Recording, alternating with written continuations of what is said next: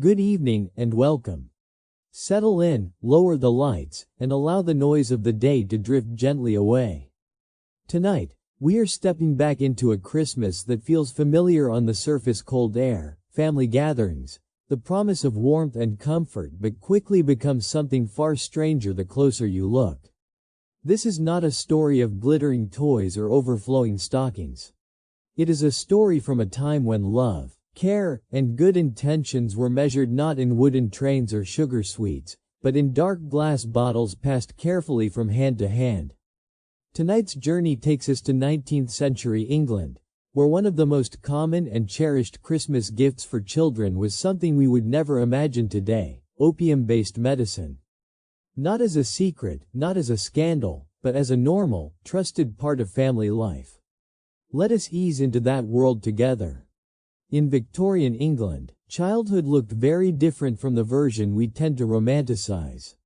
Homes were crowded, winters were bitter, illness was constant, and noise carried easily through thin walls and shared spaces. Families often lived with several generations under one roof, sometimes with a dozen children squeezed into just a few rooms. Coal fires smoked, laundry steamed, and the air was heavy with damp wool, boiled food, and the ever-present threat of coughs that could turn serious overnight. In that world, silence was not just pleasant, it was precious. Peace meant safety. Rest meant survival. Medical knowledge, as we understand it today, barely existed in the modern sense. Doctors were expensive, hospitals were feared, and most care happened at home. Families relied on remedies purchased from the local chemist: powders, syrups, drops, and tonics that promised relief from almost everything. Among these, opium-based medicine stood out as the most effective and the most trusted. They soothed pain, quieted coughing, slowed restless bodies, and brought sleep where none had come for days. To Victorian parents, opium was not a dangerous drug, it was a solution. Children, especially young ones, were expected to endure a great deal. Teething, hunger, cold nights, long days indoors, and the stress of cramped living conditions made restlessness inevitable. A crying child was not only exhausting but worrying. Constant noise could signal illness, weakness, or something worse. When a spoonful of syrup could calm a child within minutes, allowing them to sleep deeply and peacefully, it felt like mercy. It felt like care. And so these medicines became woven into daily routines, seasonal traditions, and eventually, holiday celebrations. Christmas, in particular, brought unique challenges. It gathered families together for long hours, disrupted routines, and filled small homes with excitement and tension.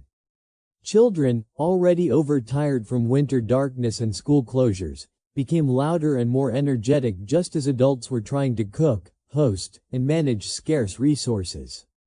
In a time before central heating, refrigeration, or reliable childcare, managing Christmas was an act of endurance. Parents wanted their children happy, yes, but more than that, they wanted them calm. That is where opium entered the holiday tradition. Bottles of soothing syrup appeared in stockings alongside oranges, nuts, and modest handmade toys. They were wrapped carefully in brown paper, sometimes tied with string, and presented without irony. Labels promised rest, comfort, and relief.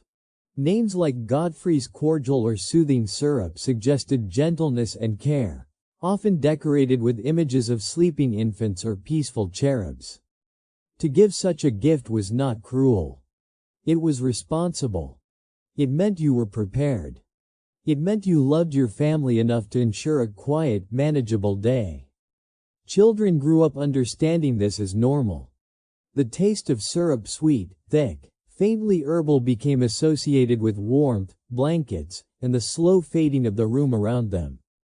Christmas morning might begin not with running footsteps and torn paper, but with a measured spoonful before breakfast. Soon after, excitement softened. Voices lowered. Bodies relaxed. The house grew still. Adults moved more freely, speaking in calm tones, sipping tea, enjoying a rare sense of control over the day. In many homes, the goal of Christmas was not excitement, but stability. After months of hard labor, limited food, and constant worry, parents longed for one morning without arguments, without accidents, without shrill cries echoing through the house. Opium offered that gift. It did not feel indulgent. It felt practical. A quiet child was seen as a content child, and a sleeping child was a healthy one. The chemist was a trusted figure in all of this. Unlike doctors, pharmacists were accessible, familiar, and deeply involved in community life. They knew families by name, asked about children's temperaments, and suggested remedies with confidence. No prescriptions were required. Advice was friendly, informal, and often delivered with a reassuring smile. Warnings, if they existed at all, were vague and easily ignored. The belief was simple: people had been using these medicines for years, and society was still standing. Marketing reinforced this trust. Advertisements promised peace in the home, restful nights, and happier children. Testimonials praised the silence, the sleep, the relief. There was little discussion of long-term effects, because the focus was always on the immediate need: today's cough, tonight's restlessness, this morning's chaos. The future felt distant and uncertain. What mattered was getting through the day. From a modern perspective, it is easy to judge these choices harshly. We know now what Victorian families did not: that opium carries serious risks, especially for children. But understanding history requires stepping into the mindset of the time. These parents were not careless. They were overwhelmed. They lived in a world where infant mortality was high, medical options were limited, and survival often depended on doing whatever seemed to work. When something brought peace, it was embraced. Christmas simply magnified that reality. The holiday was not about abundance, it was about endurance. A calm house meant no broken dishes, no injuries near the fire, no emotional meltdowns when food ran low or tempers wore thin. Opium, in that context, became a symbol of care. It was a way of protecting both children and adults from the strain of the season. So when we say that opium was one of the most popular Christmas gifts for children in 1800s England, we are not describing a shocking exception. We are describing a norm shaped by hardship, habit, and a very different understanding of medicine. It was not hidden behind closed doors. It sat openly on tables, in cabinets, and yes, in stockings. It was given with love, with hope, and with the sincere belief that it made life better.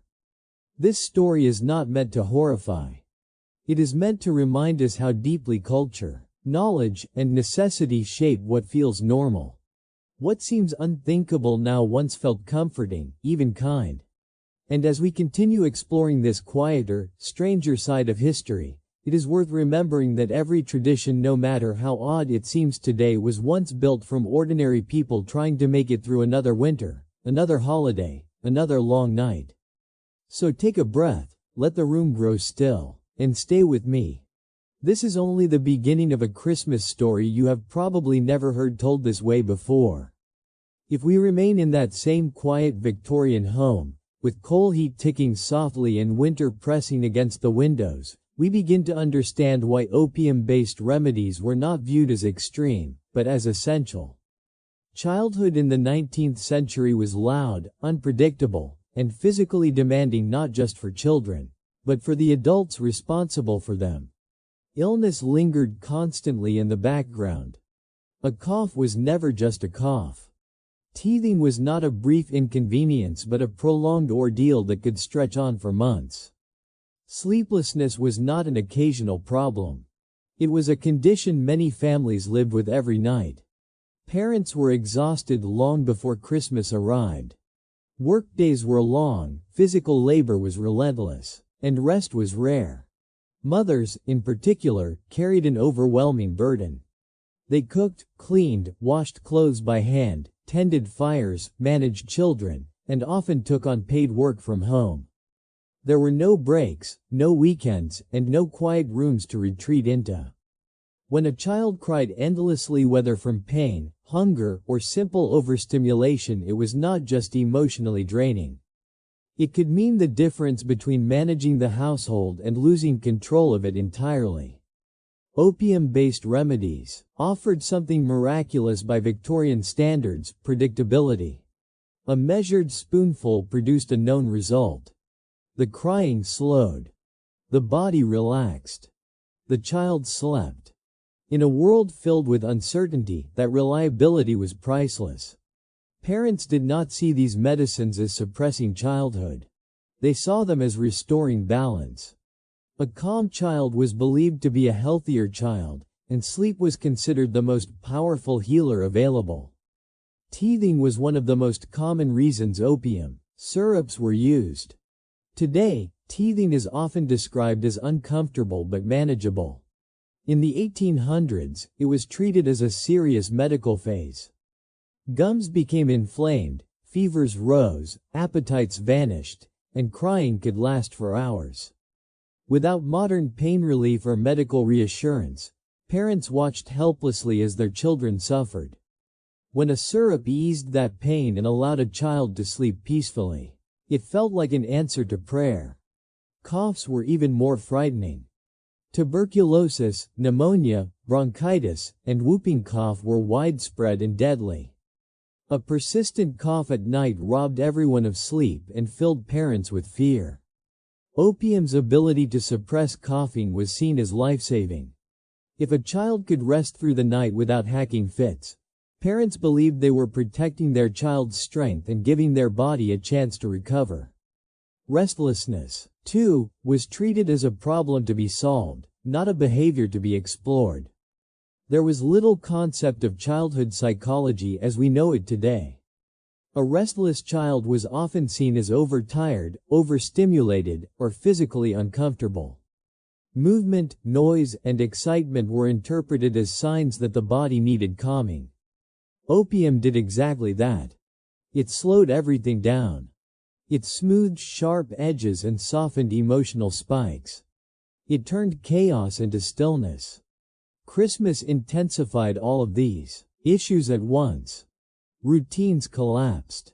Children stayed indoors due to cold and darkness. Sugar, though limited, appeared more frequently than usual. Relatives crowded into small spaces. Expectations ran high. Even the most patient parent could feel pushed beyond their limits. In this context, opium was not just medicine, it was a tool for survival. Parents spoke openly about using these remedies. There was no shame, no secrecy. Advice passed easily between neighbors and relatives. One mother might recommend a particular cordial for teething. Another might swear by a syrup that worked within minutes for nighttime coughing.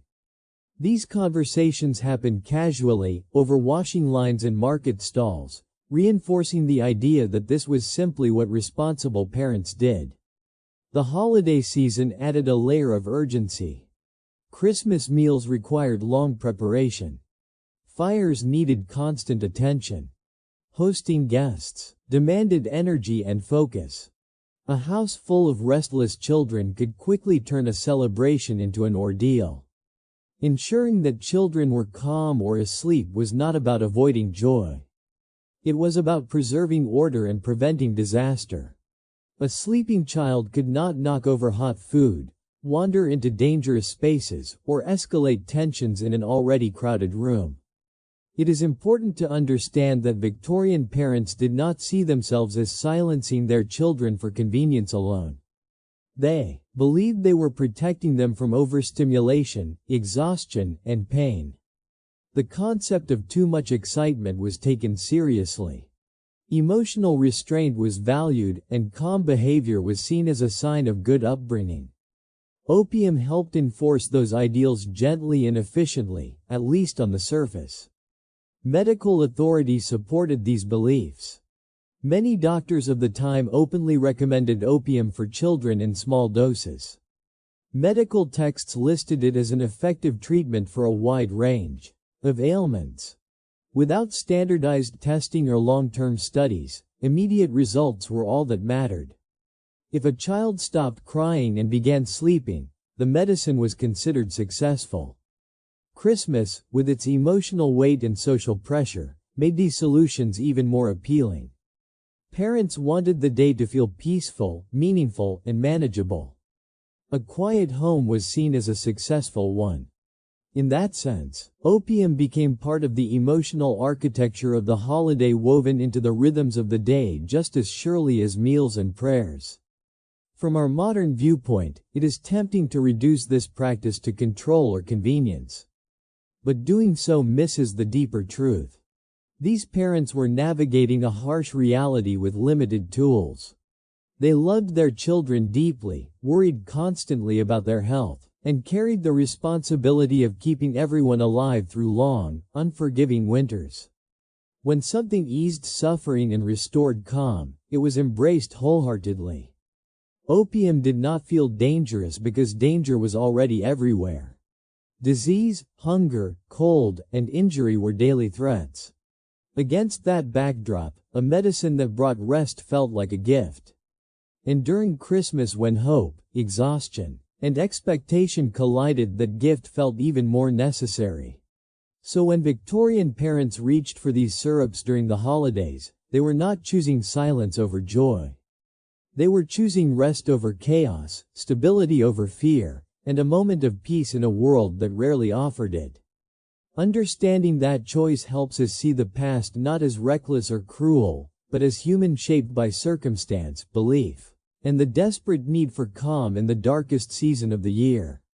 To fully understand how deeply opium-based medicines became embedded in Victorian family life, we need to step outside the home and into the streets, past gas lamps flickering in the early evening, past shop windows glowing warmly against the winter dark, until we arrive at the chemist's shop.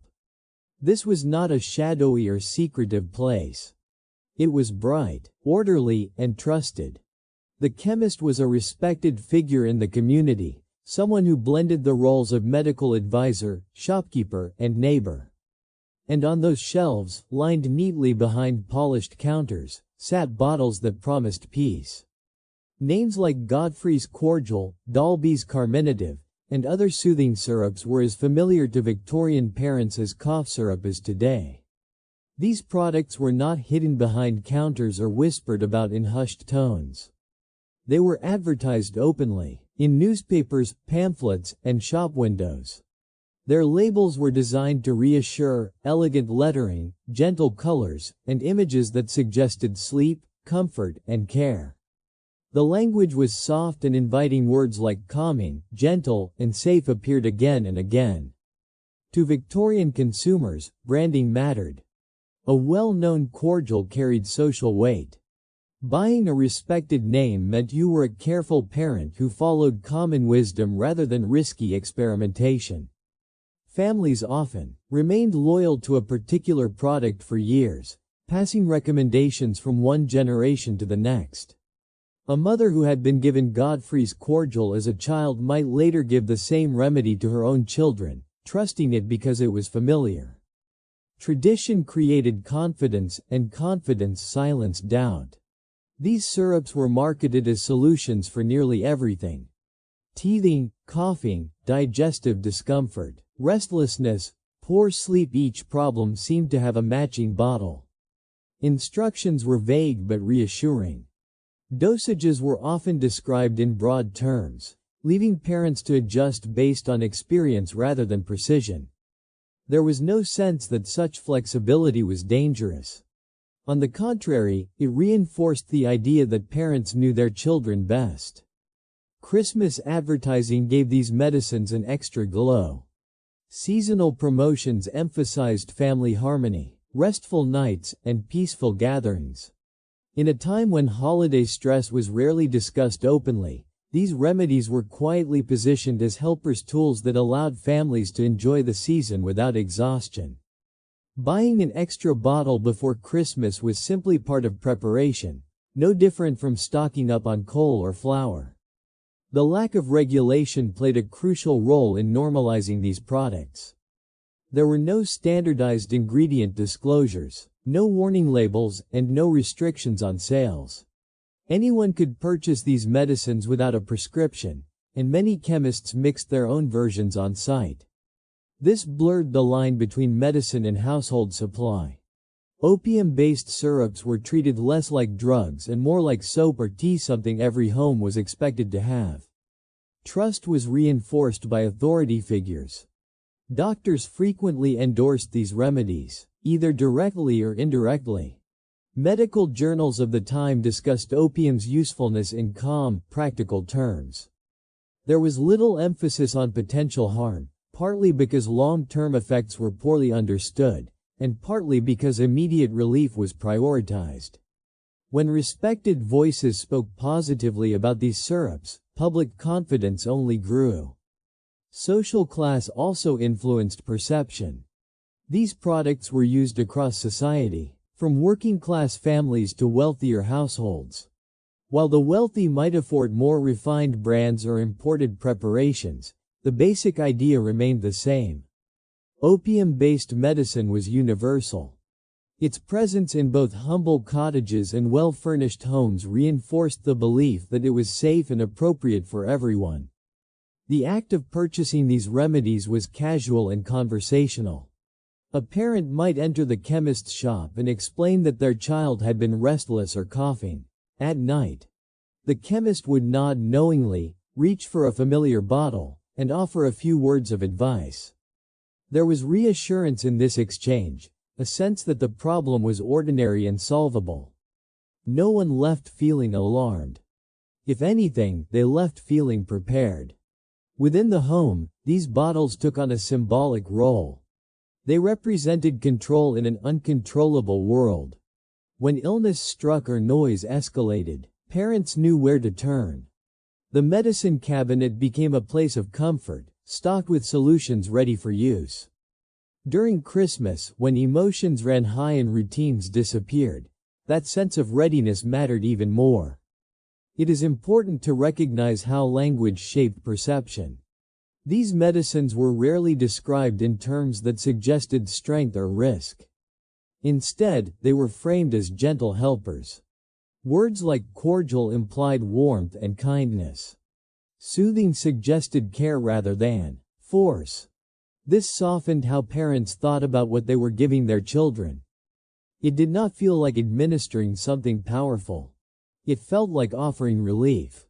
Over time, this normalization created a feedback loop. The more these products were used, the more ordinary they seemed. The more ordinary they seemed, the less likely anyone was to question them. If a remedy had been on the market for decades, trusted by thousands of families, and sold openly by respected chemists, why doubt it? Skepticism had little room to grow. Even when early critics raised concerns, their voices were often drowned out by tradition and convenience. Isolated warnings could not compete with the daily experience of quiet children and peaceful nights. For many parents, the evidence they trusted most was what they saw with their own eyes. If a syrup calmed a child within minutes, that result felt undeniable. Christmas amplified this mindset. The holiday was short, intense, and emotionally loaded. Parents did not want to experiment or take risks. They wanted reliability. A known product with predictable effects was far more appealing than uncertainty. As a result, these syrups became as much a part of Christmas preparation as any decoration or meal. Looking back, it is clear that marketing, tradition, and trust combined to create a powerful illusion of safety. Opium-based medicines were not seen as extraordinary because they were everywhere. They blended seamlessly into daily life, wrapped in familiar names and comforting promises. Their dangers, largely invisible at first, were overshadowed by their immediate benefits. Understanding this helps us move beyond shock and toward empathy. Victorian parents were not reckless consumers blindly following advertisements. They were navigating a complex world with limited information and immense responsibility. When trusted products promised peace, rest, and relief and delivered those things quickly, it made sense to embrace them. So when we imagine those bottles nestled among Christmas gifts, we should not picture scandal or neglect. We should picture a culture shaped by trust in tradition, confidence in authority, and a deep desire for calm. These medicines were not symbols of excess. They were symbols of care, as understood at the time. And as we continue this journey, it becomes clear that the story of opium in Victorian Christmases is not just about medicine. It is about how easily something can become normal when it answers a need, how comfort can outweigh caution, and how the pursuit of peace can quietly reshape an entire culture without anyone noticing it happening at all. As Christmas morning arrived in a Victorian household, it did not begin with a rush of footsteps or the sound of paper tearing. Instead, it began slowly, deliberately, and with a quiet sense of ritual. Before the fire was fully stoked or the table laid for breakfast, parents often reached first for a familiar bottle kept close at hand. This moment, calm, practiced, and unremarkable, set the tone for the entire day. In many homes, the act of measuring out a spoonful of soothing syrup was as routine as saying a prayer or pouring tea. Parents knew the weight of the spoon, the thickness of the liquid, the pace at which it should be swallowed. There was no drama in it, no hesitation. This was care expressed through habit. The bottle had been used before, trusted before, and would be used again. Christmas simply gave it a more prominent place in the morning's rhythm. Children, especially the youngest, often expected this step. They associated the syrup with warmth and reassurance. The taste, sweet and heavy, signaled that the day was beginning in a familiar way. Afterward came blankets, quiet voices, and the gentle dimming of excitement. For parents, this sequence mattered. It created a predictable transition from sleep to wakefulness, from anticipation to calm. This practice was not about denying joy. It was about managing it. Victorian adults believed that too much excitement, especially early in the morning, could exhaust children or make them unwell. Emotional restraint was considered a virtue, and moderation was a guiding principle of family life. Starting the day with calm was seen as protective. If children were settled and relaxed, the rest of the day could unfold without strain. Christmas mornings were long and demanding for adults. Fires needed tending, food required hours of preparation, and guests might arrive unexpectedly. A house filled with loud, energetic children before breakfast could quickly become overwhelming. By ensuring children were calm or sleepy, parents gave themselves the space to manage the practical demands of the holiday. There was also a strong belief in timing. Parents often thought it was better for children to receive their gifts later, once the household was fully awake and organized. The syrup helped delay the surge of excitement, smoothing the transition into the day. Instead of an immediate burst of energy, the morning unfolded gently, hour by hour. In working-class homes, this calm was especially important. Space was limited, and accidents were easy. A child running near an open fire or crowded table could lead to serious injury. Keeping children still and quiet was not just convenient, it felt responsible. Safety, order, and peace were closely linked in the Victorian mindset. The image of a parent carefully measuring a spoonful speaks volumes about how normalized this practice had become. There was no sense of indulgence or excess. Dosage, though loosely defined by modern standards, was treated with seriousness. Parents took pride in knowing just enough. This confidence came from experience, shared advice, and cultural reinforcement. If something had worked countless times before, it felt safe to repeat. Christmas added a layer of emotional significance to this ritual. The holiday carried expectations of harmony, gratitude, and moral reflection. A peaceful household was seen as a reflection of good parenting and good character. Loud chaos, by contrast, suggested disorder. Beginning the day with calm was a way of honoring the spirit of the season as it was understood at the time. After the syrup, children were often encouraged to sit quietly, rest, or even return to sleep for a while. Adults moved through the house in soft steps, speaking in low voices. The clatter and noise we associate with modern Christmas mornings were largely absent. Instead, there was a hushed one that allowed adults to enjoy a rare moment of control and composure. Only later, when the household was ready, would gifts appear. These were modest by modern standards, simple toys, handmade items, food treats. The delay made them feel more special. Children, already relaxed, approached them with subdued curiosity rather than wild excitement. This measured approach aligned with Victorian values, which emphasized discipline, patience, and gratitude over impulsive joy. It is important to understand that this routine was not experienced as oppressive. For many families, it was comforting. Predictability brought security. Children knew what to expect, and parents knew how the day would unfold. In a world filled with uncertainty, economic hardship, illness, harsh weather, these small, controlled rituals mattered deeply. The act of giving syrup before gifts also reflected a hierarchy of needs. Health and order came first. Pleasure came second. Parents believed that enjoyment was only meaningful if the body was calm and rested. In that sense, the syrup was not seen as replacing gifts, but as preparing children to receive them properly. This practice also reveals how closely medicine and daily life were intertwined. There was no clear boundary between treatment and routine. What we might now see as a medical intervention was simply part of morning care, like washing or dressing. Christmas did not suspend these habits. It reinforced them.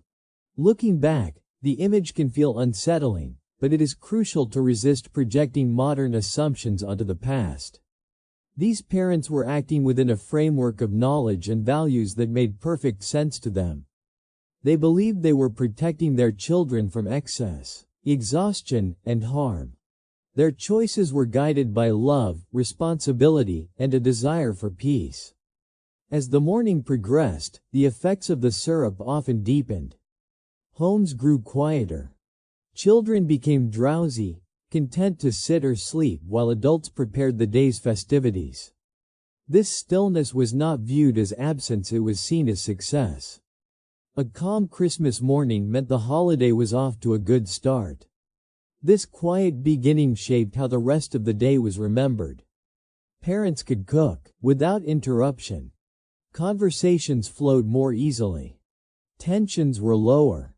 In a time when emotional strain was constant, these small victories mattered. The syrup, in this context, became part of the emotional scaffolding of Christmas. Understanding this moment, the careful measuring, the calm acceptance, the delayed excitement helps us see how deeply integrated these practices were. They were not dramatic or extreme. They were ordinary. And it is often in ordinary routines that the most revealing truths about a culture are found. Christmas morning, for Victorian families, was not about sudden joy bursting into the day. It was about gently easing into it. And in that slow, quiet beginning, we see how medicine, tradition, and love quietly intersected, shaping a holiday that feels foreign to us now, but felt entirely natural to them then. As the morning progressed and the fire settled into a steady glow, the effects of the soothing syrups became increasingly noticeable. What began as calm soon deepened into a profound stillness. Children who had been quietly sitting near the hearth or resting against pillows slowly slipped into sleep. Limbs grew heavy, eyelids lowered, and voices faded until they disappeared entirely. In many Victorian homes, Christmas Day unfolded not with laughter and commotion, but with an almost reverent silence. This quiet was striking, especially when compared to the usual rhythms of family life. On ordinary days, children filled homes with constant sound, footsteps, chatter, arguments, and cries. Silence was rare and fleeting. On Christmas, however, it lingered. Rooms felt larger. Time seemed to slow. Parents moved carefully, aware of how easily a sound could break the fragile calm they had achieved. To Victorian adults, this stillness was not unsettling. It was reassuring. A sleeping child was considered a healthy child, particularly in winter. Sleep meant recovery, growth, and protection from illness. Long hours of rest were believed to strengthen the body and steady the mind. When children slept through much of the day, parents often felt a sense of relief rather than concern.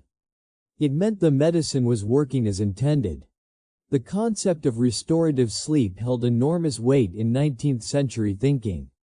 Without modern treatments, rest was one of the few defenses families believed they had against sickness.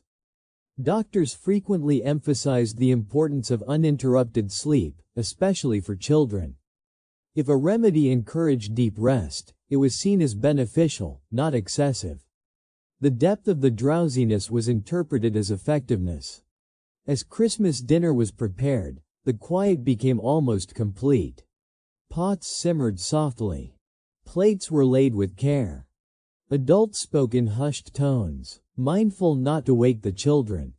In some homes, parents even delayed meals slightly, enjoying the rare chance to eat without interruption. For a few hours, the house belonged to the adults alone. This silence created a unique emotional atmosphere. Christmas took on a slower, heavier feeling, less celebratory, more contemplative. Conversations drifted toward practical matters, memories, or quiet gratitude. The absence of noise allowed adults to rest mentally, even if they were still working physically. In a society where emotional strain was constant and unacknowledged, this calm carried real value. Neighbors experienced the same thing. Entire streets grew quieter than usual. The sounds of children playing outdoors were replaced by closed doors and drawn curtains. It was not uncommon for entire neighborhoods to feel subdued, as if the day itself had been softened. This shared experience reinforced the idea that such stillness was normal, even desirable. Children, meanwhile, drifted in and out of sleep. Some woke briefly, disoriented but calm, before settling back down. Others slept for hours without stirring. From a modern perspective, this might seem alarming, but at the time it was interpreted through a very different lens. Parents believed their children were resting deeply, protected from exhaustion and overstimulation. Importantly, this drowsiness was not seen as absence of joy. Joy, in the Victorian sense, did not always mean excitement. It could also mean peace, comfort, and safety. A quiet child, wrapped in blankets and sleeping near the fire, embodied those values. The image aligned perfectly with cultural ideals of domestic harmony. Christmas Day, therefore, unfolded at a measured pace. There was no rush to entertain children or keep them engaged. Adults did not feel pressure to perform constant cheerfulness. The holiday became less about activity and more about atmosphere. The stillness itself became the experience. This calm also reduced conflict. With children asleep, there were fewer arguments, fewer accidents, and fewer moments of frustration. In crowded homes, where tempers could flare easily, this mattered deeply. Parents were not just enjoying silence. They were avoiding stress and preserving emotional balance. The length of the sleep sometimes became a point of quiet pride. A child who slept soundly all day was seen as especially settled. It suggested good care and effective remedies. Though rarely spoken aloud in competitive terms, there was an unspoken comparison between households. Whose home was the calmest, whose children rested the longest? These observations subtly reinforced the practice. As evening approached, some children slowly re-emerged groggy, subdued, and calm. Others remained asleep until nightfall. The day passed without the sharp peaks and valleys of emotion that often accompanied family gatherings. For parents, this predictability was a gift in itself. What is crucial to understand is that this outcome aligned perfectly with expectations. The goal was never constant excitement. The goal was peace. And when the medicine delivered that peace so completely, it confirmed parents' belief that they were doing the right thing. Looking back, this collective stillness feels eerie, almost unreal. But within its historical context, it was deeply comforting. It represented control in a world that rarely offered it. It transformed a demanding holiday into something manageable, even restful. Christmas, in these homes, did not explode with sound and color. It settled. It quieted. It softened. And in that heavy drowsiness, Victorian parents found something they desperately needed: a day that passed without chaos, without fear, and without the constant strain of noise. This silence, repeated year after year, gradually shaped how the holiday itself was understood. Christmas became associated not just with family and faith, but with calm, sleep, and subdued emotion. The medicine did not just quiet children. It quietly redefined the rhythm of the day. And as we move deeper into this story, it becomes clear that the effects of these syrups reached far beyond the moment. They shaped memories, traditions, and expectations, turning what we now imagine as a lively celebration into something far quieter, heavier, and more controlled than we might ever expect. While the primary effect of the sedative syrups was drowsiness, their impact did not stop there. In some children, the very remedies meant to soothe and calm produced unwelcome physical reactions. Nausea emerged quietly at first, an uneasy feeling in the stomach, a pale face, or a sudden loss of appetite. Parents, preoccupied with the novelty of a silent household, sometimes overlooked these early signs. By the time they noticed, a child might already be retching softly, or vomiting into a nearby basin. This added an awkward tension to an otherwise calm day.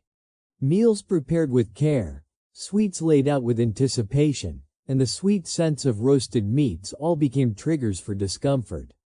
A child who had been sleeping peacefully could awaken in distress, turning the quiet into a fleeting moment of chaos. Yet, despite these incidents, most parents dismissed the problem as a minor inconvenience.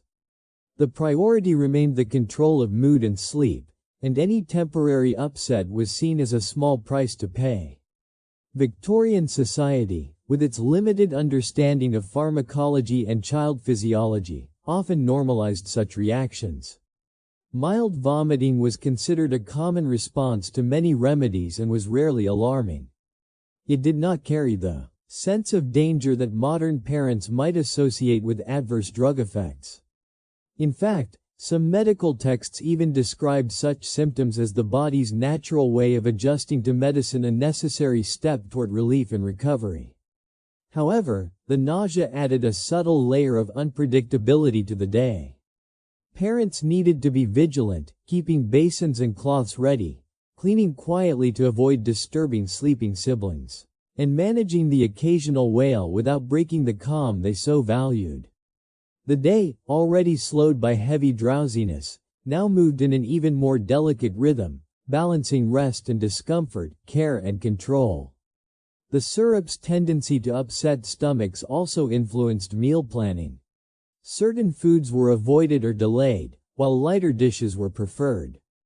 Custards, puddings, and soft breads became staples, favored for their gentle effect on delicate stomachs.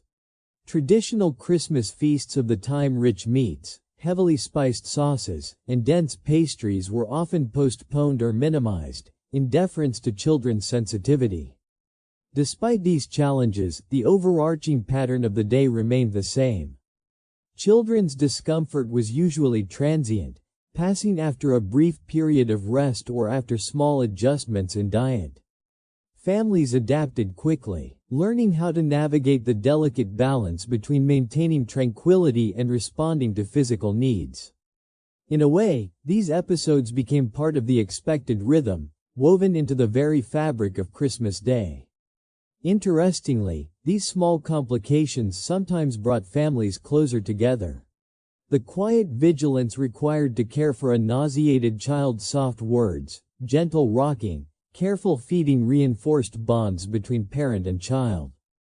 Siblings, often quiet themselves due to drowsiness, observed and absorbed lessons in empathy and attention.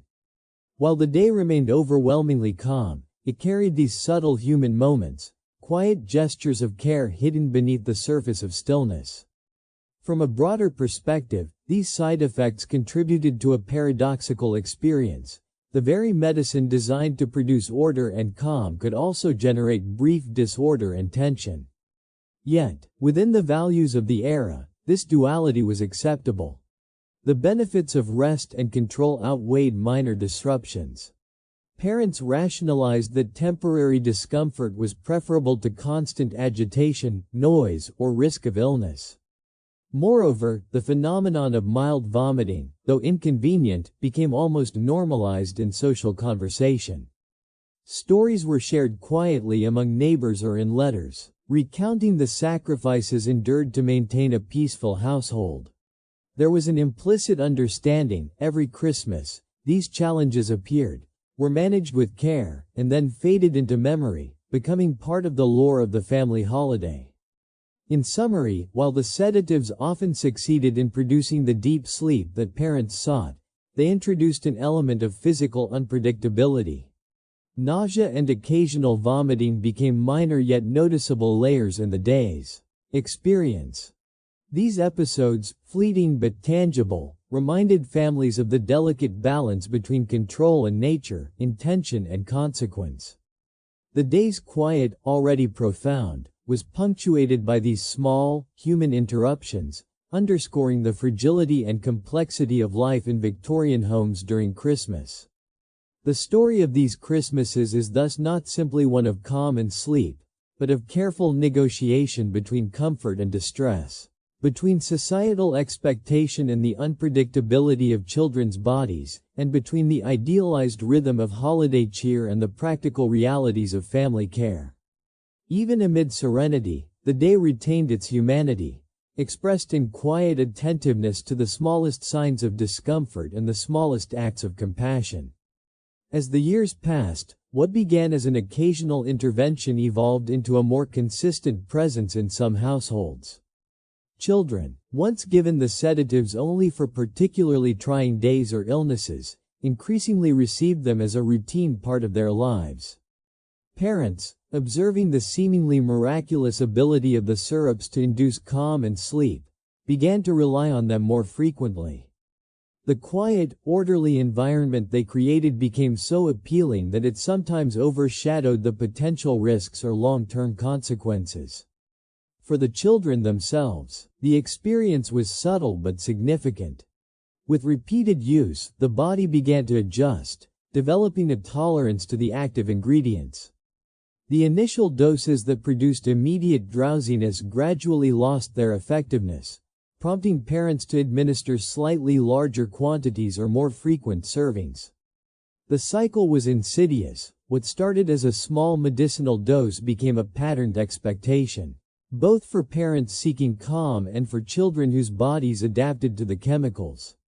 This dependency was rarely recognized in a formal sense. Victorian medical understanding lacked the sophisticated pharmacological insight we have today. Terms like addiction or habit forming were loosely applied, often referring only to adults. Children, in particular, were assumed to be resilient and impervious to such effects. Yet, in reality, their repeated exposure created subtle physiological changes. Some children became increasingly restless or irritable without the syrup, exhibiting signs of withdrawal that were interpreted as normal childhood behavior rather than a medical response to the absence of sedatives. The social and emotional consequences were equally nuanced. Parents, relying on the syrups to manage their daily lives and maintain household order, sometimes unconsciously encouraged this dependency. The sedatives became a tool not just for temporary relief, but for controlling the rhythm of the household. Children learned to associate the syrup with comfort, calm, and attention, creating an emotional link alongside the physical effects.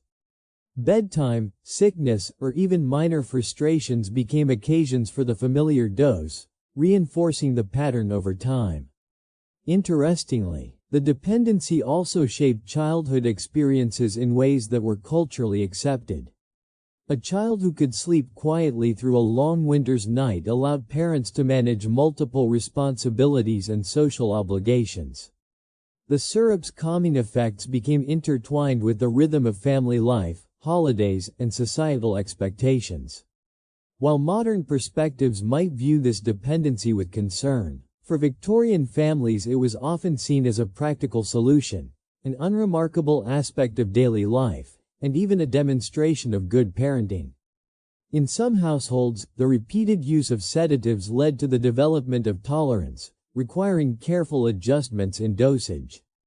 Parents monitored children closely, noting changes in response and occasionally seeking advice from physicians who themselves often recommended similar interventions. This created a subtle medical culture where sedatives were normalized, part of a continuum of care that blurred the line between necessity and habit. Yet, despite this dependency, many children experienced only mild or manageable effects. They continued to grow, play, and develop within their family environments, though their experiences of calm, sleep, and relief were increasingly mediated by chemical intervention. The interplay between physical tolerance, emotional reliance, and parental expectation created a complex portrait of childhood in this era, a portrait shaped as much by societal norms as by the individual needs and vulnerabilities of children themselves. The story of repeated use and growing tolerance highlights the unintended consequences of seeking perfect control over the household environment. What began as a simple attempt to soothe a restless child evolved into a patterned dynamic, one that affected both physiology and daily life.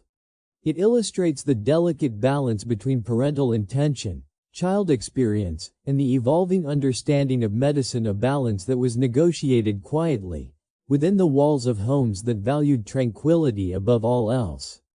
In essence, these practices reflect a deeper truth about the period. The pursuit of calm and order in Victorian households often relied on chemical means, subtly shaping childhood experiences and family dynamics in ways that were rarely questioned at the time.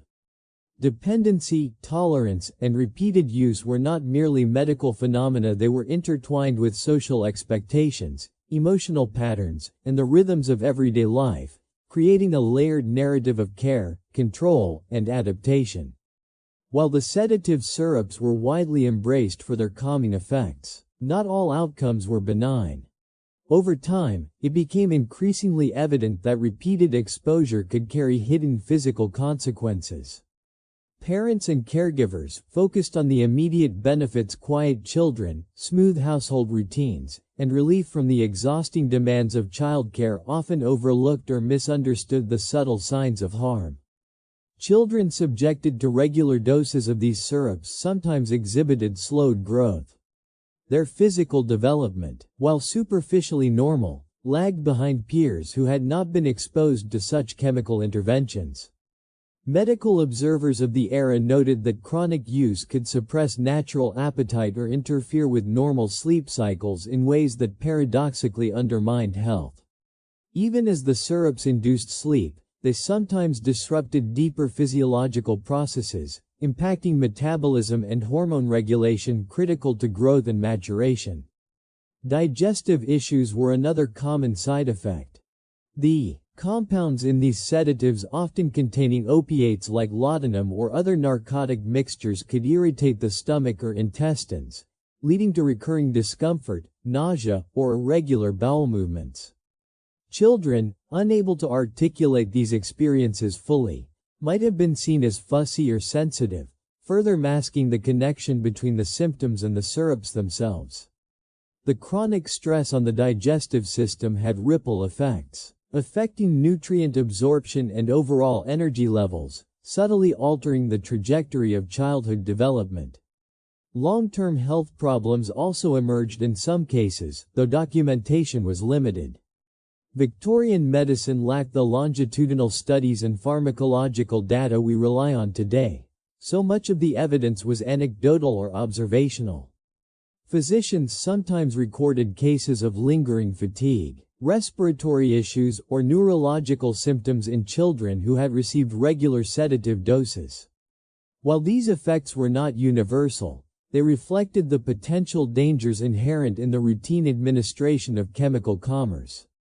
Psychologically, children who experienced these physical side effects often internalized a sense of discomfort or unease. The body's responses, stomach pain, nausea, or lethargy, could translate into mood swings, irritability, or behavioral shifts. Parents, interpreting these signs through the lens of discipline or normal child behavior, might have unwittingly reinforced patterns of repeated dosing, creating a cycle in which chemical intervention both caused and attempted to remedy distress. The intersection of immediate relief and long-term harm reveals a troubling paradox. On one hand, sedative syrups allowed parents to manage the daily chaos of childhood, providing a practical tool for household stability. On the other, their use carried insidious consequences, affecting the body, the mind, and the broader trajectory of health. Victorian families, operating within the limitations of contemporary medical understanding, often made these choices in good faith, unaware of the potential for cumulative harm. Socially, the impact was also nuanced. Children whose growth or health was subtly affected might have been slower in physical activities, more prone to illness, or less resilient in school and social environments. These effects, while not always dramatic, accumulated over time, shaping childhood experiences in ways that were often invisible to observers but deeply felt by the children themselves. This duality, the immediate utility versus long-term cost, underscores the complexity of childcare practices in the era. It challenges the nostalgic view of Victorian parenting as purely refined or rational, revealing the compromises and risks embedded in the pursuit of control, calm, and propriety. It also highlights the human cost of medical practices that, while innovative for their time, were grounded in incomplete knowledge and a limited understanding of child physiology.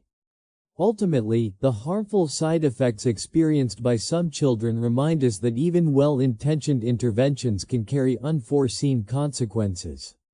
The sedative syrups, celebrated for their calming power, also illustrate the delicate interplay between medical practice, societal expectation, and individual well-being, a dynamic that shaped the daily lives and lifelong experiences of countless Victorian children in subtle but profound ways. Beyond the physical consequences, the psychological impact of regular sedative use was profound. Children exposed repeatedly to these calming syrups often became reliant on them not just physically, but emotionally.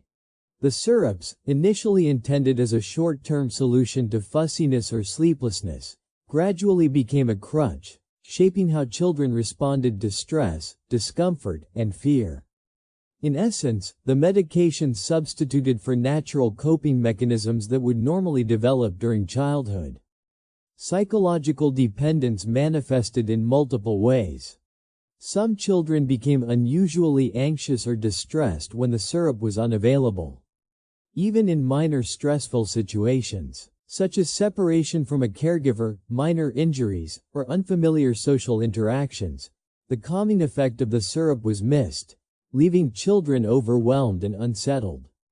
Over time, reliance on an external chemical to manage internal states could undermine the development of resilience, problem-solving skills, and emotional regulation skills that are crucial for navigating both childhood and later life. Emotional development was subtly altered as well. Children learned to associate comfort and security not with parental interaction, social support, or self-soothing, but with the effects of the sedative. This created a form of conditioned dependence, where feelings of safety and calm were inseparable from the chemical intervention. When the syrup was present, children were compliant and quiet, but without it, normal expressions of distress, curiosity, or protest might have been suppressed or misinterpreted by caregivers. Over time, this cycle could shape the child's emotional patterns, affecting their personality and interactions.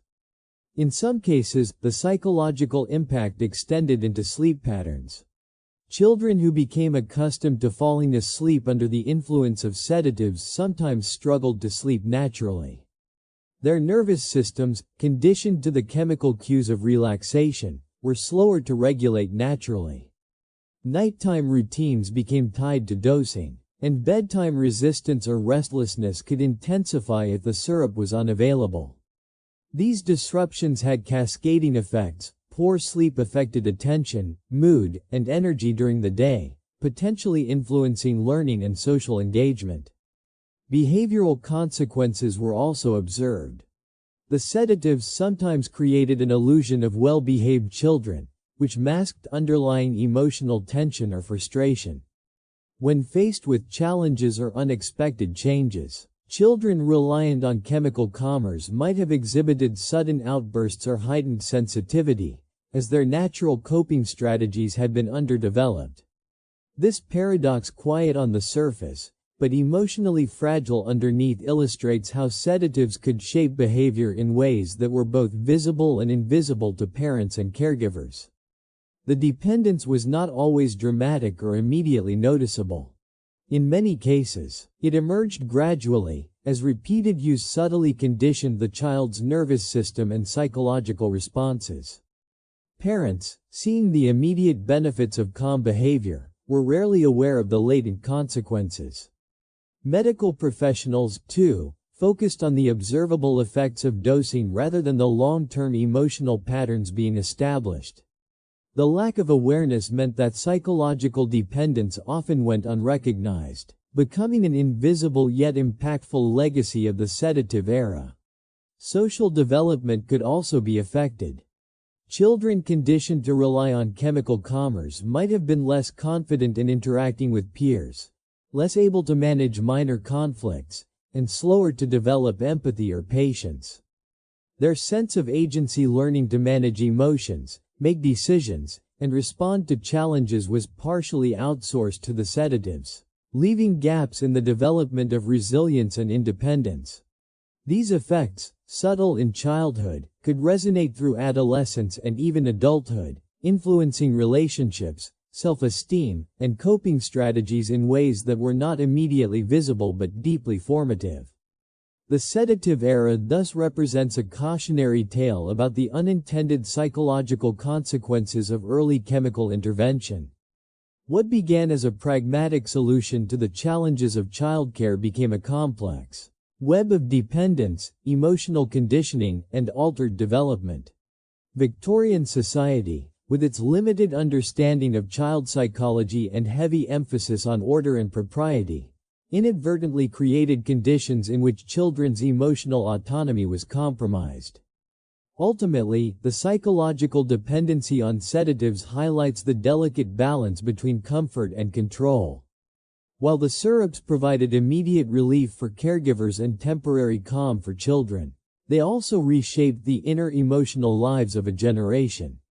Understanding this dynamic offers a lens into the broader consequences of medical and social practices in history, how interventions meant to manage behavior and facilitate caregiving can have ripple effects that extend far beyond the moment, influencing the very ways children learn to feel, cope, and grow.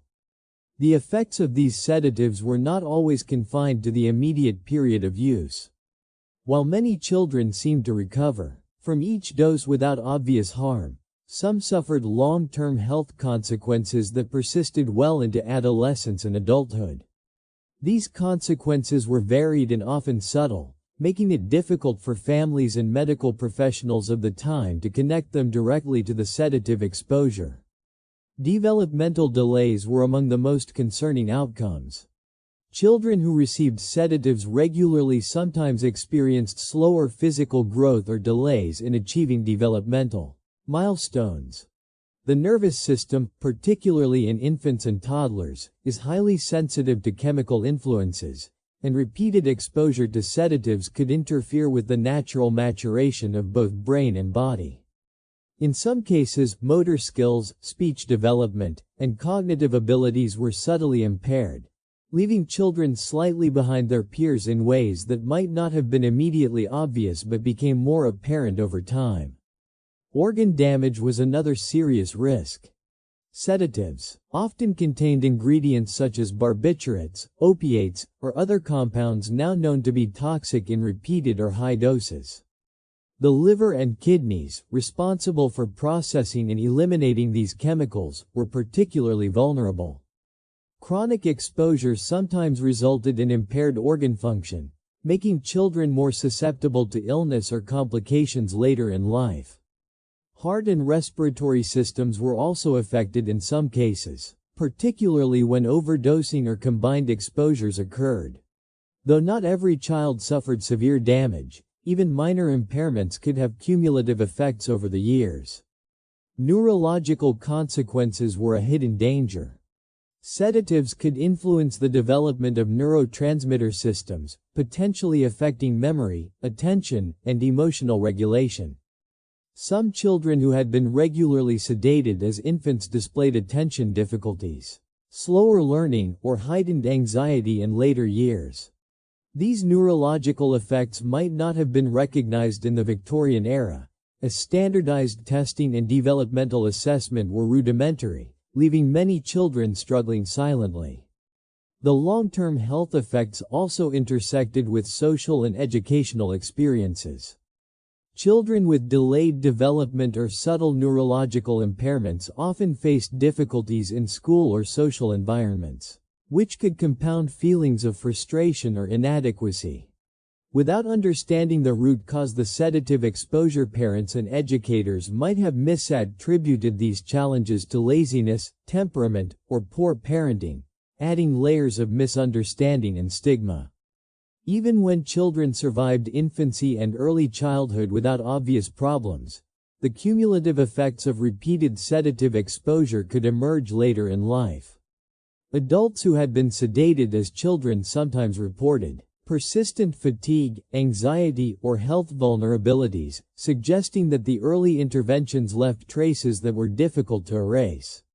The very medications meant to soothe and protect sometimes had the unintended effect of shaping lifelong health trajectories, illustrating the profound power and risk of chemical influence during formative years. In examining these long-term consequences, it becomes clear that the sedative era was not merely a historical curiosity but a case study in the unintended consequences of well-meaning medical practices. The quest for immediate calm and control overlooked the delicate balance of developing systems in children, revealing how short-term solutions can create enduring challenges. Understanding these outcomes encourages modern society to consider the ethical, medical, and psychological dimensions of interventions for children, emphasizing caution, monitoring, and the prioritization of natural development whenever possible. As the years passed and more stories surfaced about the widespread use of sedatives on children, public awareness of the practice grew. Initially, sedatives had been largely accepted as routine remedies for fussy or restless children, a form of quick medical intervention in households that lacked modern conveniences or understanding of child development. Parents, overwhelmed by the challenges of raising infants, often trusted medical professionals or commercial products without questioning the long-term safety.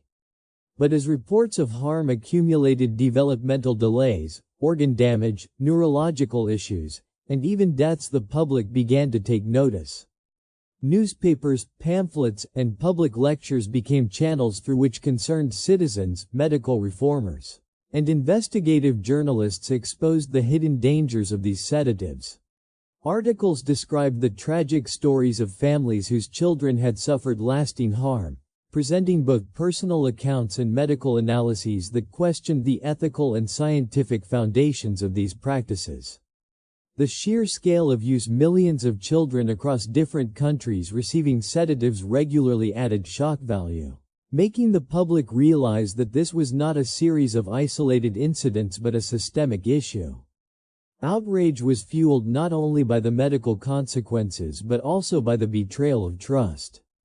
Parents had been led to believe that these medicines were safe, often encouraged by doctors or marketed as gentle solutions for common childhood irritability. The realization that what had been sold as protective or soothing could actually harm or even endanger children provoked strong reactions. Mothers and fathers felt anger and guilt, while reformers criticized the medical establishment for negligence and commercial interests for exploiting parental anxiety. Public debates began to surface, questioning the morality of administering sedatives to children without fully understanding their effects.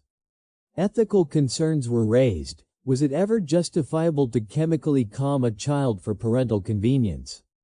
Could the short-term relief for adults ever outweigh the potential long-term harm to children? These questions resonated widely, influencing not just medical policies but also societal attitudes toward childcare and child welfare. Outrage also sparked activism and legislative interest. Reformers lobbied for stricter regulations on the sale and distribution of sedatives, advocating for labeling, dosage limits, and clearer warnings about potential risks. The movement gained momentum as more evidence of harm emerged, and policymakers could no longer ignore the growing public concern. This activism laid the groundwork for modern standards of pediatric care, emphasizing safety, informed consent, and long-term developmental considerations. Media coverage played a critical role in shaping public sentiment. Investigative journalists documented not only the medical facts but also the human stories, the parents who unknowingly contributed to their child's suffering, the children who grew up with unexplained health or developmental issues, and the doctors who may have turned a blind eye. These narratives helped personalize what might have otherwise remained abstract statistics, creating empathy, outrage, and a collective demand for change. Even as regulations and warnings gradually reduced the prevalence of sedative use in children, the public's attention to the issue left a lasting imprint. It shaped how society approached the treatment of children's health and behavior, fostering skepticism of quick-fix solutions and emphasizing the importance of research-backed interventions. The legacy of this period is a reminder of the critical role that public awareness and advocacy play in holding medical and commercial institutions accountable, and in protecting vulnerable populations from harm. Ultimately, the growing public outrage surrounding sedative use illustrates a broader lesson. Societies can correct dangerous practices, but often only after harm becomes visible and voices rise collectively to demand change. The story of sedatives in childhood serves as a historical cautionary tale, showing how vigilance, advocacy, and ethical responsibility intersect in shaping safer medical practices for generations to come. The widespread use of sedatives on children left a profound and lasting legacy, both in terms of public health and societal awareness. As awareness of the risks and consequences grew, the medical community was forced to confront its own practices, leading to stricter regulations, improved research standards, and a more cautious approach to pediatric care. What had once been considered harmless or routine, a simple way to calm a fussy child, was now understood as a potentially dangerous intervention with long-term consequences. One of the key lessons learned from this period was the importance of evidence-based medicine. Before the dangers of sedatives were fully acknowledged, many treatments were administered based on tradition, anecdotal success, or commercial promotion rather than rigorous scientific study. The public exposure of the harms caused by these drugs emphasized the necessity for proper clinical trials, dosage studies, and long-term observation before approving medications for children. This shift not only transformed pediatric medicine but also helped shape broader regulatory frameworks for pharmaceuticals, ensuring that future generations would be better protected. Societal attitudes toward child rearing also evolved. Parents became more vigilant and questioning, no longer relying solely on the authority of doctors or the promises of manufacturers. Communities began to value knowledge and advocacy, realizing that protecting children required active engagement and informed decision-making. Parenting manuals, public health campaigns, and educational programs increasingly stressed the need to understand both the potential benefits and risks of any intervention. The narrative of sedative misuse became a cautionary tale, one that highlighted the responsibility adults hold in safeguarding children's physical and psychological well-being. Furthermore, the sedative era exposed the ethical responsibilities of medical professionals. Trust, once given freely, was now scrutinized. Doctors were reminded that their authority carried immense weight, and that decisions made in the name of convenience or tradition could have lifelong consequences for vulnerable patients. Professional ethics evolved to emphasize informed consent, transparency, and the principle of first, do no harm, reinforcing that medical advice should always prioritize the best interests of the patient, especially when it comes to children.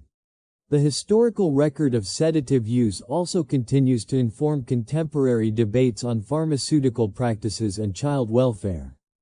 Modern discussions about the prescription of medications to manage behavior or developmental challenges in children often reference this period, recognizing the dangers of quick-fix solutions. Policymakers, educators, and healthcare providers draw on these lessons to ensure that interventions are both scientifically justified and ethically sound, prioritizing the long-term health and development of children over convenience or profit. At a societal level, the story of sedatives serves as a reminder of how collective awareness and advocacy can drive meaningful change. Public outrage, investigative journalism, and community engagement all played critical roles in exposing harmful practices and pushing for reforms.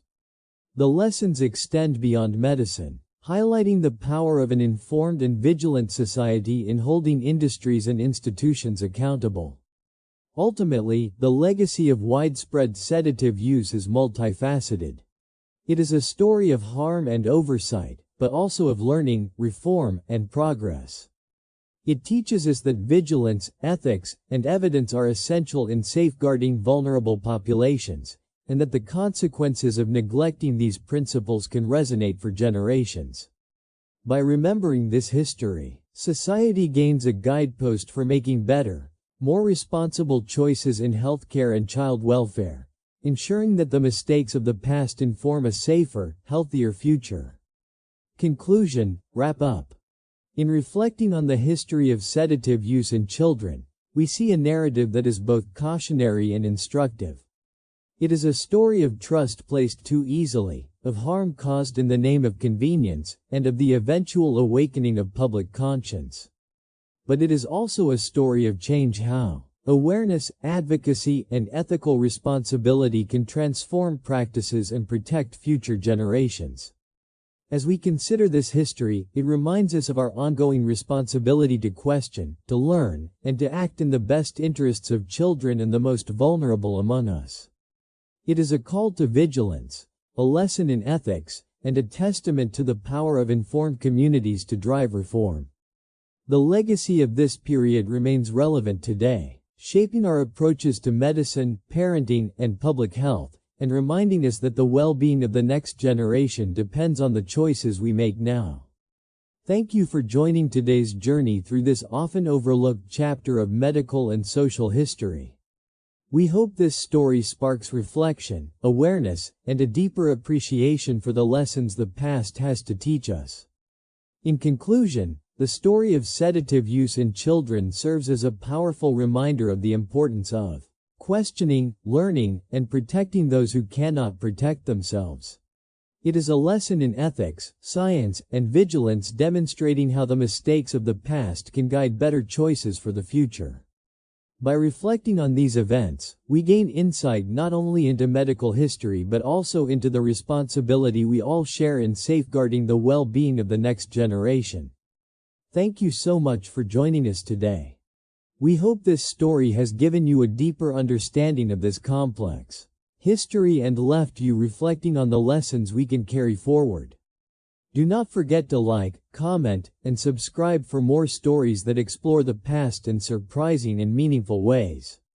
See you in the next video.